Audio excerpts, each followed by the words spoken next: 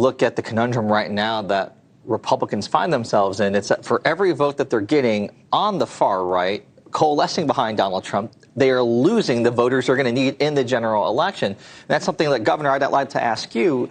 When you look at the options, the never Trump vote, if you will, trying to coalesce around Nikki Haley, if that doesn't work, if it ends up being what it looks like it'll be, Joe Biden versus Nikki Haley, would you, as a Republican governor, someone who's ran in this race, who has talked about the dangers of a Donald Trump presidency, would you choose to vote for Joe Biden over Donald Trump if that's the only choice that you have in November? No, I'm not going to support Joe Biden. I'm a Republican. I've been supporting Republican nominees since I became active in the political process. But this year is a little bit more challenging because I've said I'm not going to support a convicted felon. I don't want to support a Donald Trump that leads us into chaos. That's why I'm fully supportive of Nikki Haley, believing that she can give us the conservative leadership that is needed, the experience that is needed, but also get us back to a normalcy in America that allows us to address problems like border security, allows us to address the economic concerns that we have to a greater extent.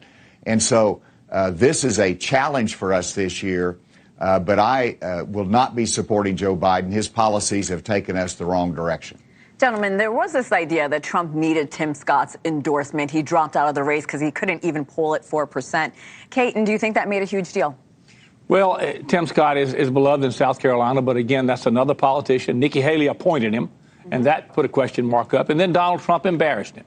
Donald Trump embarrassed him, said, you must hate Governor Haley. That resonated back home. It was embarrassing. Another one of Trump's tactics to belittle everybody who's around him, to make himself feel better. And it's the reason why myself and Asa Hutchinson are for Nikki Haley. Governor, your thoughts here? Well, I agree with Caton that endorsements don't matter to the greatest extent. Tim Scott is beloved, but also whenever you look at Tim Scott, who's an evangelical Christian, and he's endorsing Donald Trump, that Donald Trump stands for everything that, in terms of spirit, that Tim Scott does not represent. It's just you look at that picture and you say an inherent conflict, and this is not a good match. And so I don't think it makes that great a difference. I have a lot of respect for Tim Scott, but let me tell you, it was diminished with that endorsement of Donald Trump, and I don't think that's going to make a significant difference. Could I have about 30 seconds? Your response? Well, again, I think this is the conundrum that we're going to see, I think, a lot of voters have. They're not going to be satisfied, perhaps, with either choice, so what are they going to do? If they choose to stay home, let me be very clear. If you choose to stay home and not participate in the process, you are surrendering your vote to the person that you actually don't want to win. This is what Democrats found out the really hard way in 2016. A lot of Bernie Sanders supporters didn't show up to vote. They didn't like Hillary Clinton. They sure as heck didn't like Donald Trump. But because they stayed home, Donald Trump ended up winning. Kurt Caton, don't go too far. Governor Asa Hutchinson, thank you so much for joining us this morning.